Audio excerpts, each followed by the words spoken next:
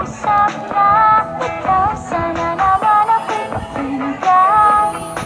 At nang ikaw ay malinawan, dahil nabihag mo ang aking paningin at damdamin